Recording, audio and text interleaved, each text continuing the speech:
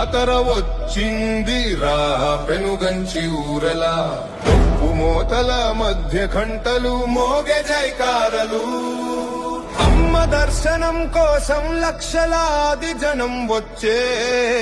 అమ్మ శరణం తిరుపతమ్మ తల్లి శరణం